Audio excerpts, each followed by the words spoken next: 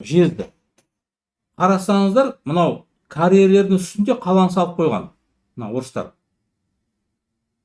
Карьер шығарып тұрған ол радиация. Сен мейлі мысты табасың ба, уранды ма, алтын ма, бүкіл жерден қалай қопардың, радиация шығады. Мынау қала, мен болған жоқ, жерді жақсы көрсетіп тұр, мінекей, үстінен көрсетіп тұр ғой. Карьерлердің үстінде салған. Дәл осындай ахуал арқалықта. Бұндай Қаратау, Кентау бізде жетеді, бүкіл жерде. Уран қазып жатқан жерде бұдан да қорқынышты. Мынау, менде өтініш, кімде жаңағы дрон бар, уран салып жатқан жерлерден бейнені түсіріңізші. Мынау қазақты мәңгі ұйқыдан оятып көрейік. Бұл мына елімізге табиғатқа жасап жатқан үлкен қасақана. Бұл қылмыс. Тоқаев, мынау Мыңбаевын жаңағы жоқ қой қазір қасына, мынау кім, Алматының әкімі кім?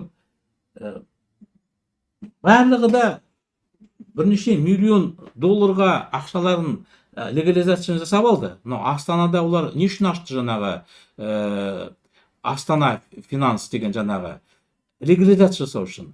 Ақшаларын шығарды. Балаларына Европа, Италия, Францияда нелерді ғимараттар сатып алды, бизнес сатып алып жатыр. Барлығы да шетелден шығады еттен бүкіл сатқындар.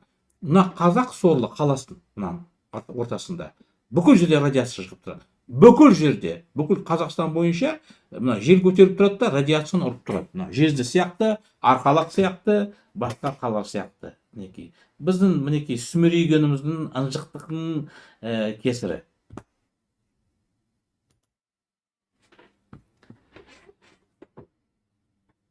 Қырғызстанда жақында Садыр Жапаров шығып, Қазақстанның бір блогері, жаңағы бір орыстың бір қаншығы бар, орыс әлемінің қаншығы.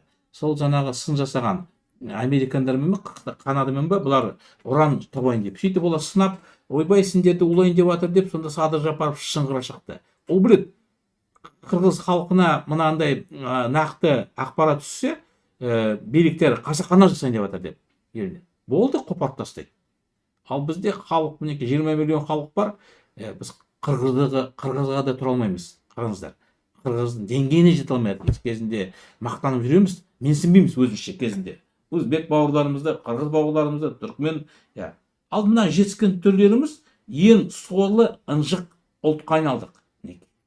Неге? Себебі елді басқарып жатқан ынжықтар, сүмелектер